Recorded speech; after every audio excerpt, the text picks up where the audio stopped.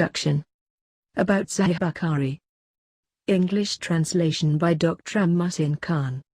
Sahih Bukhari is a collection of sayings and deeds of Prophet Muhammad, SAW, also known as the Sunnah. The reports of the Prophet's sayings and deeds are called ahadith.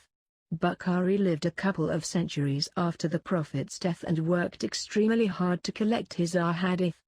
Each report in his collection was checked for compatibility with the Qur'an, and the veracity of the chain of reporters had to be painstakingly established. Read more. Sahih Bukhari. Introduction. Sahih Bukhari. Background. About Sahih Bukhari. There are a number of books compiled by Bukhari. However, Sahih Bukhari has gained great esteem and a high status in the learning and praying of ahadith.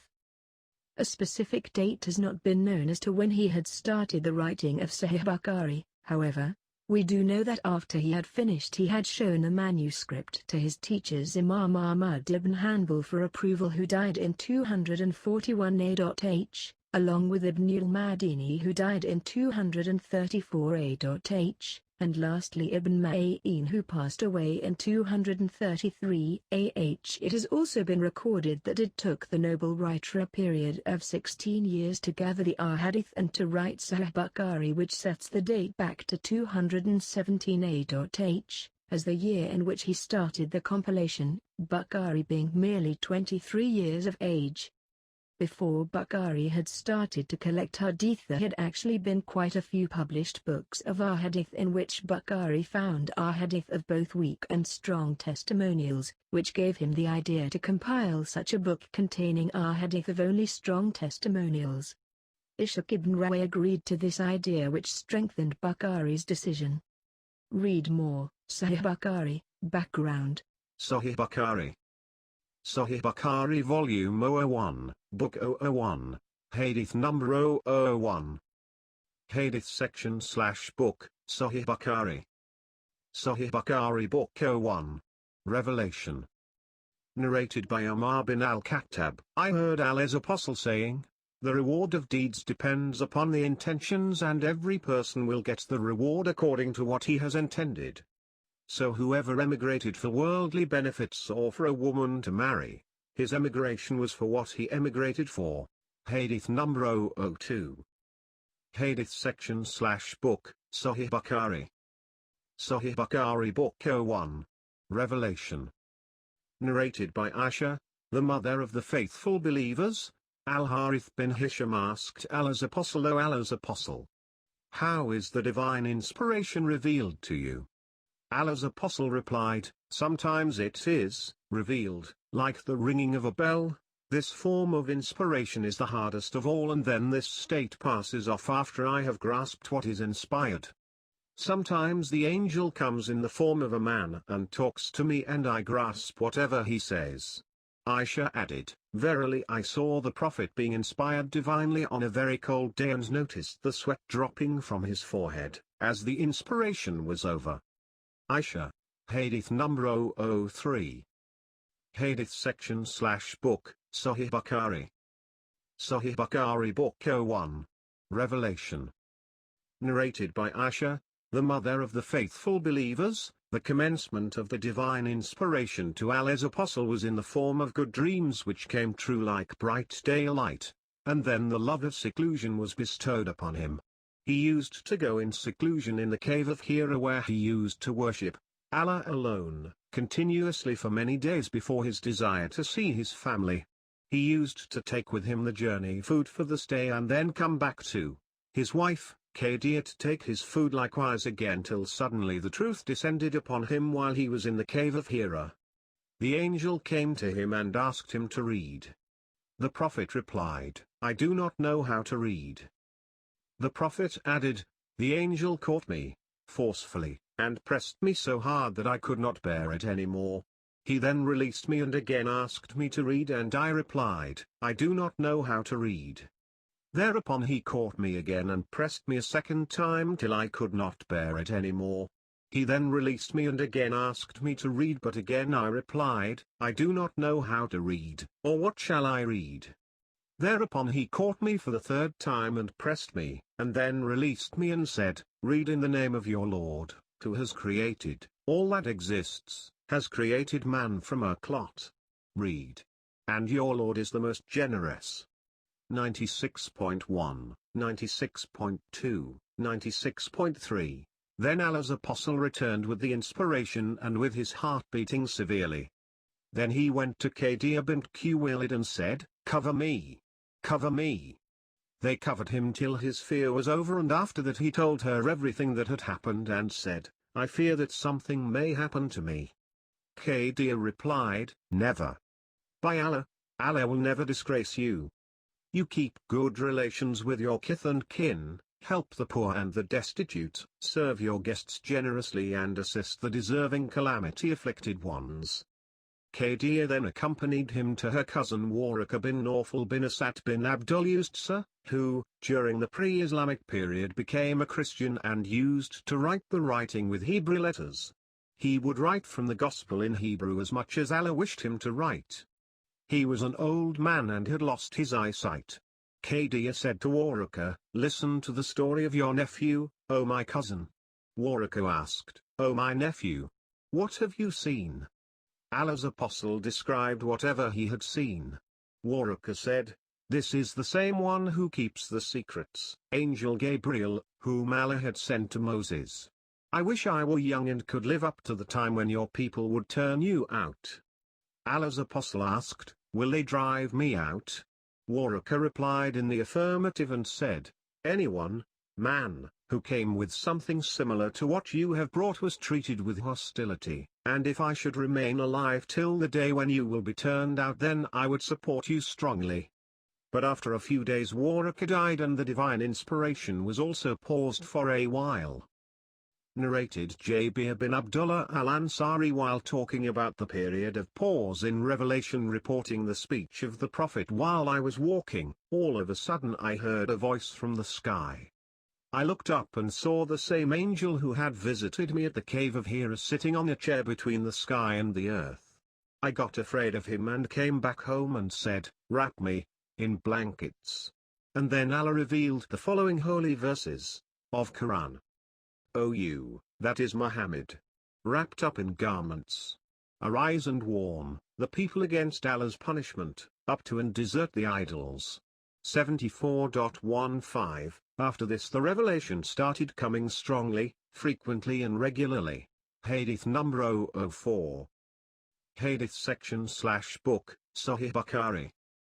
Sahih Bukhari Book 01. Revelation. Narrated by Said bin Jubair, Ibn Abbas in the explanation of the statement of Allah.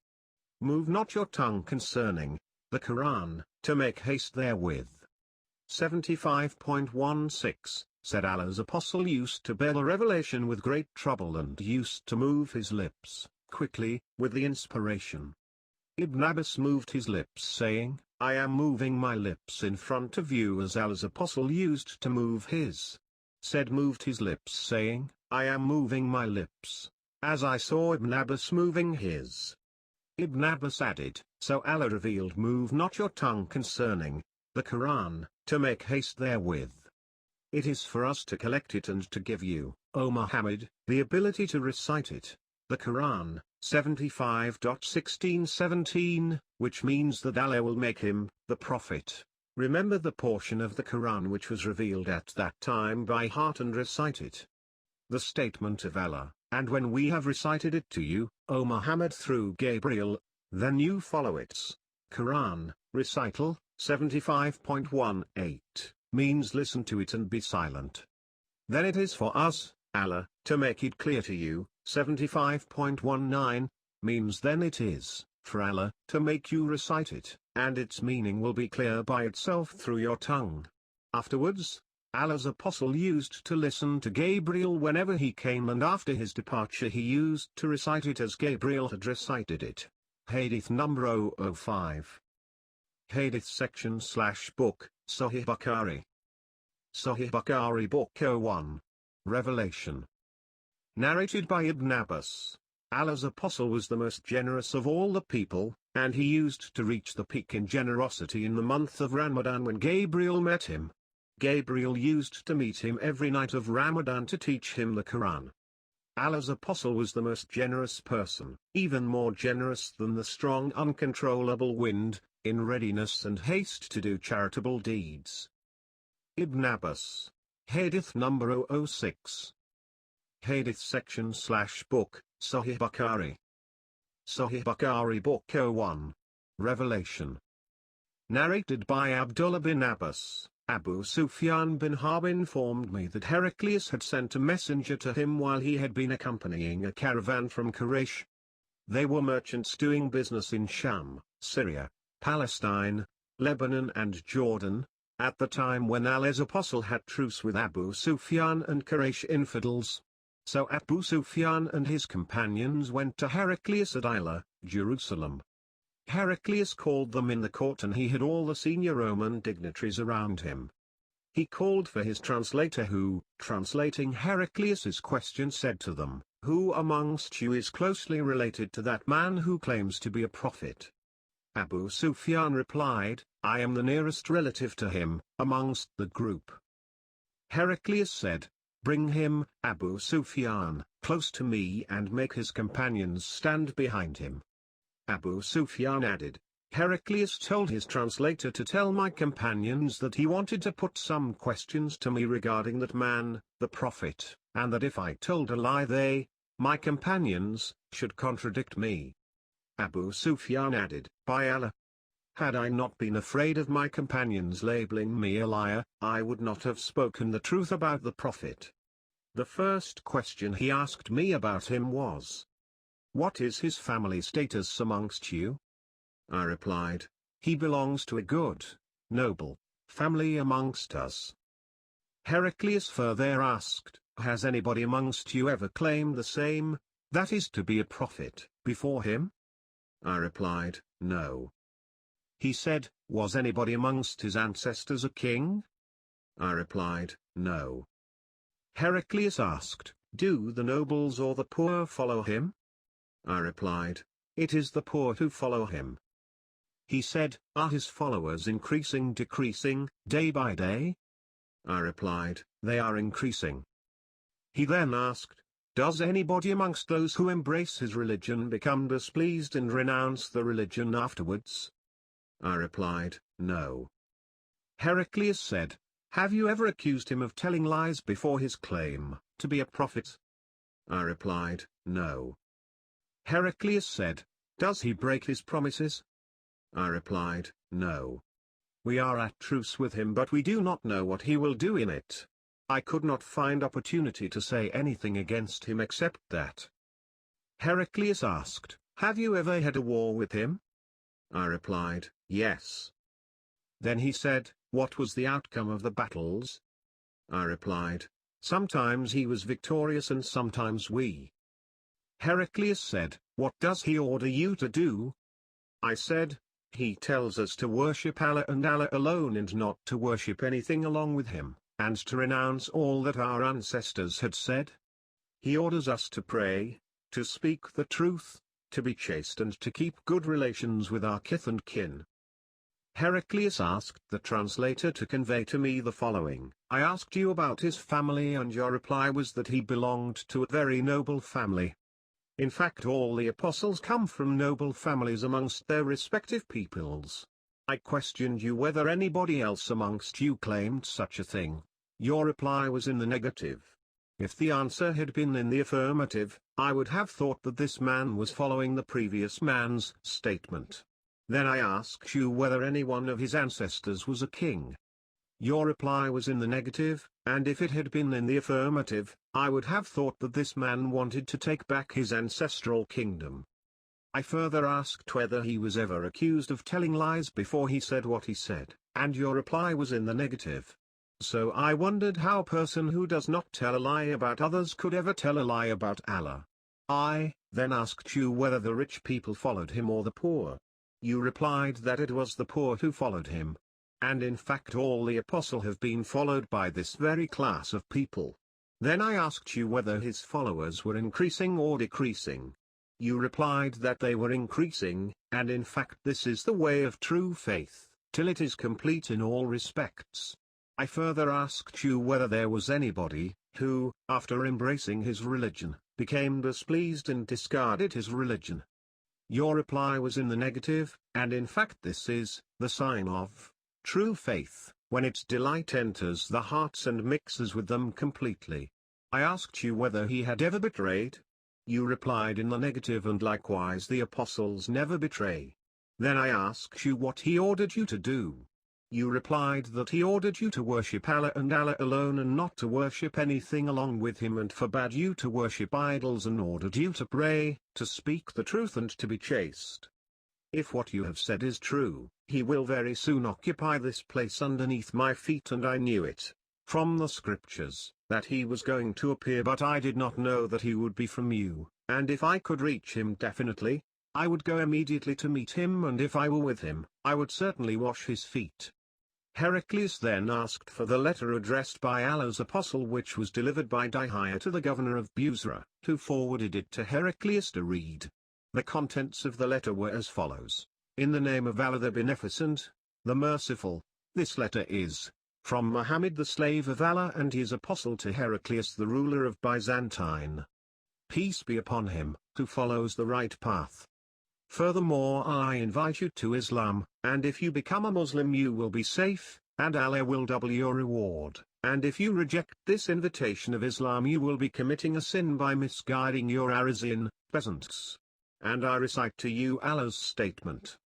O people of the scripture! Come to a word common to you and us, that we worship none but Allah and that we associate nothing in worship with him, and that none of us shall take others as lords beside Allah. Then, if they turn away, say, bear witness that we are Muslims, those who have surrendered to Allah. 3:64. Abu Sufyan then added, when Heraclius had finished his speech and had read the letter, there was a great hue and cry in the royal court. So we were turned out of the court. I told my companions that the question of Ibn Abi Kabshah, the Prophet Muhammad, has become so prominent that even the king of Bani al-Asfar, Byzantine, is afraid of him. Then I started to become sure that he, the Prophet, would be the conqueror in the near future till I embraced Islam, that is Allah guided me to it. The sub-narrator adds, Ibn Natur was the governor of Lyia, Jerusalem, and Heraclius was the head of the Christians of Sham. Ibn Natur narrates that once while Heraclius was visiting Ila, Jerusalem, he got up in the morning with a sad mood. Some of his priests asked him why he was in that mood. Heraclius was a foreteller and an astrologer. He replied, at night when I looked at the stars, I saw that the leader of those who practice circumcision had appeared, become the conqueror. Who are they who practice circumcision? The people replied, except the Jews nobody practices circumcision, so you should not be afraid of them, Jews. Just issue orders to kill every Jew present in the country. While they were discussing it, a messenger sent by the king of Ghassan to convey the news of Allah's apostle to Heraclius was brought in. Having heard the news, he, Heraclius, ordered the people to go and see whether the messenger of Ghassan was circumcised. The people, after seeing him, told Heraclius that he was circumcised. Heraclius then asked him about the Arabs. The messenger replied, Arabs also practice circumcision. After hearing that, Heraclius remarked that sovereignty of the Arabs had appeared. Heraclius then wrote a letter to his friend in Rome who was as good as Heraclius in knowledge. Heraclius then left for Homs, a town in Syrian, and stayed there till he received the reply of his letter from his friend who agreed with him in his opinion about the emergence of the prophet and the fact that he was a prophet. On that Heraclius invited all the heads of the Byzantines to assemble in his palace at Homs. When they assembled, he ordered that all the doors of his palace be closed. Then he came out and said, O Byzantines! If success is your desire and if you seek right guidance and want your empire to remain, then give a pledge of allegiance to this prophet, that is, embrace Islam. On hearing the views of Heraclius, the people ran towards the gates of the palace like onagers but found the doors closed. Heraclius realized their hatred towards Islam, and when he lost the hope of their embracing Islam, he ordered that they should be brought back in audience. When they returned, he said, "What already said was just to test the strength of your conviction, and I have seen it." The people prostrated before him and became pleased with him, and this was the end of Heraclius's story, in connection with his faith. Abdullah bin Abbas. Pref.